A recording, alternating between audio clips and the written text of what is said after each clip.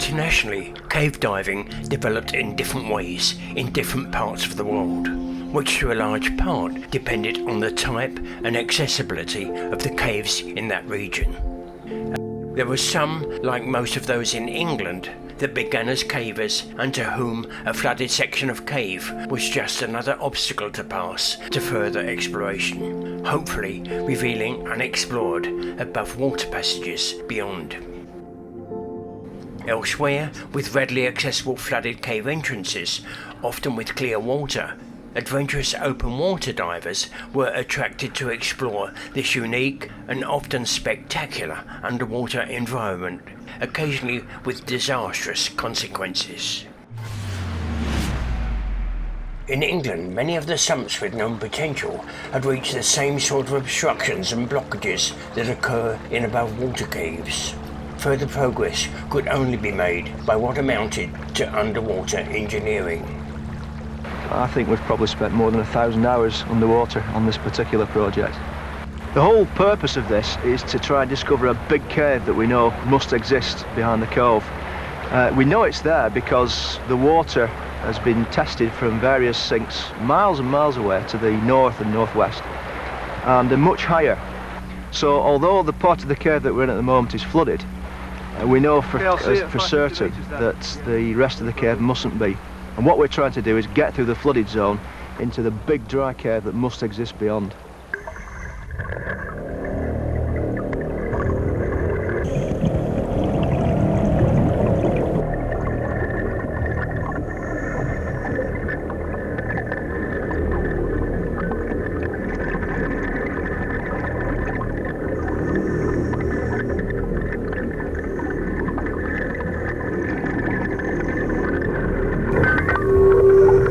We've had to enlarge a long series of low, difficult passages, sometimes obstructed by boulders, sometimes by big banks of sand or mud.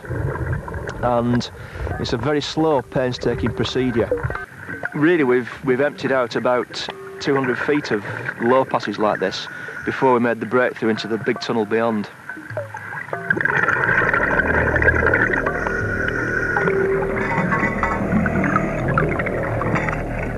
It's a very unusual exploration because we actually have a sort of a major digging project going on a very long way into this underwater cave.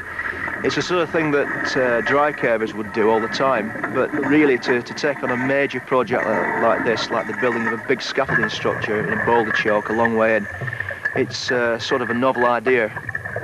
We use a scaffolding because we've reached an area in the cave where the roof is a little bit unstable. So in order to make sure that it doesn't fall in on us, we have to prop it up with this large steel structure. And once that's completed, we should be able to continue the exploration.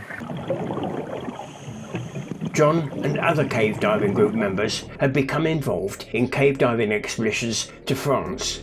It was a chance to familiarise themselves with the new technology available, like closed-circuit rebreathers, and to assess its suitability to use in projects within the UK. I've never felt that not using rebreathers has been a limitation in this country, and open circuit's so much simpler. So I'm quite happy using that for the things I do in this country. In America and elsewhere, there were very different challenges on offer. In Florida, for instance, easily accessible lakes of deep water led tantalisingly into pristine, water-filled cave passage. They attracted not cavers, but sport divers, unaware of the unfamiliar hazards that they contained. The secrets of these natural wonders remained unknowable to man until the invention of the aqualung. From that point forward, anyone with a sense of adventure and the willingness to take a chance could explore these natural treasures. As this new breed of explorer descended upon Florida Springs, it became clear that beyond the beauty lay one of the most unforgiving environments on Earth. A diver lost every weekend, according to the residents of Laurelville, Florida. The pathway to disaster was simple. Divers were drawn into underwater caverns that were beautiful and full of light. There, they became mesmerized by air-clear water and followed a desire to explore that which lay beyond.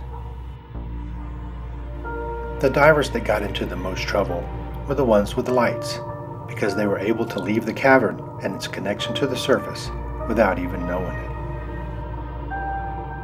In the 1960s, after nearly becoming a victim himself, a diver would emerge who would promote and develop safety techniques. His name was Sheikh Exley. He stressed the importance of line laying. He also promoted the rule of thirds to air supplies.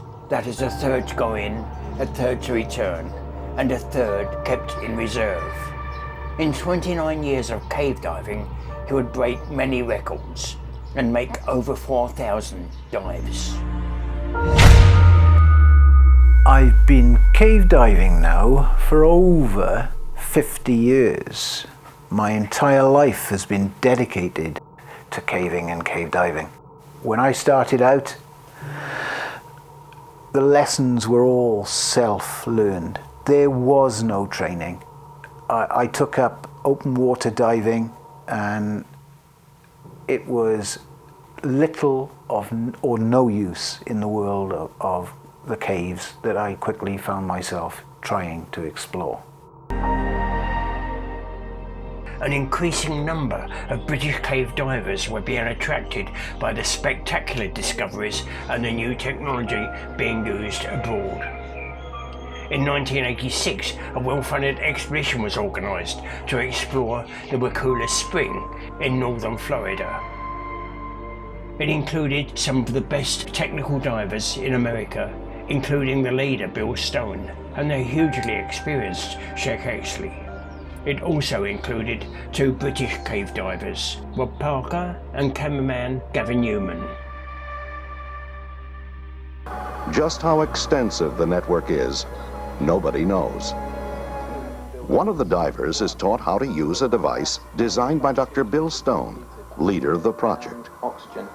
Right, so what you need to do at this point is to switch from stack number 1 to stack number 2 regulator, and then you reach over here and you reroute the gas supplies from number 1 to number 2, and you're all set to keep on moving. Right. Exhaled breath is normally wasted, but it can be recycled with this computer-controlled rebreather. Okay, Rob, this is your primary computer readout here. I'm going to create a couple problems, and those will appear up here on these prioritized messages.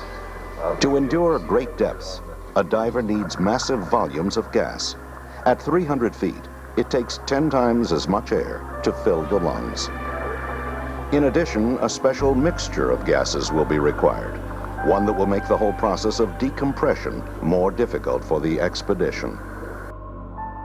For the Brits, it was to be a dramatic introduction to the possibilities of new diving technology, including the use of underwater scooters for long penetration dives. They would later be joined by Rick Stanton and Jason Mallison. We'd met up with the visionary sort of cave diving expeditionary leader and diver, Dr. Bill Stone. We were given unprecedented access to these rebreathers, and we were tasked with configuring it into a double rebreather, which is worn on my back there. This again held us in good stead for being able to make and modify our own equipment to our own ends. Some of the most spectacular diving sites of the world were being discovered in the blue holes of the Bahamas, in the young coral reef limestone that clearly once was above water. Some contained pristine calcite formations.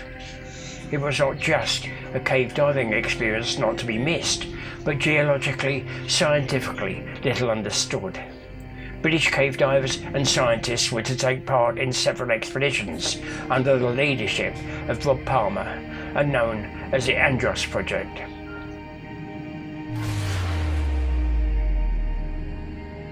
The island of Andros was the most prolific of the Blue Hole sites. It was on the South Island that Rob Palmer was to make a major discovery, a site named Four Sharks Blue Hole. An entrance by the coastline led down into a deep underwater void, which Rob had already descended to a depth of 190 feet. Not long after, Rob was approached by a television company that had heard about the discovery and wanted to film it. Palmer was then hired to help film a German television show on blue holes in Andros. He was very much looking forward to this experience. A few weeks before filming was set to start, Rob Palmer attended a technical diving conference in Hurghada, Egypt.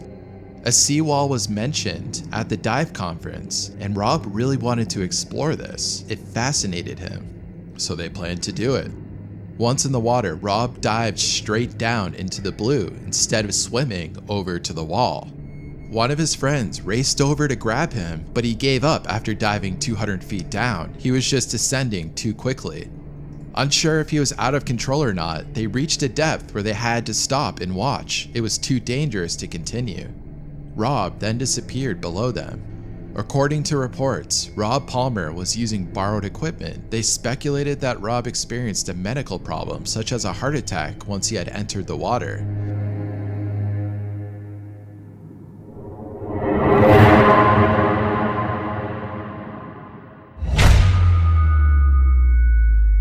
With the filming already scheduled, the film company then approached Rob Parker, who had dived in Andros and was at least as technically proficient as Palmer. His diving partner for the film was to be the American diver Dan Maloney. On a free day before filming started, the pair decided to do an unscheduled warm-up dive. 300-foot distance from the entrance, at a depth of 120 feet, an intriguing opening in the far wall was considered too tight and dangerous. But Parker, with his English cave diving background, thought that with side-mounted bottles it could well be passable. Would use compressed air as far as a restriction, and switch to side mount with mixed gas to pass the obstacle.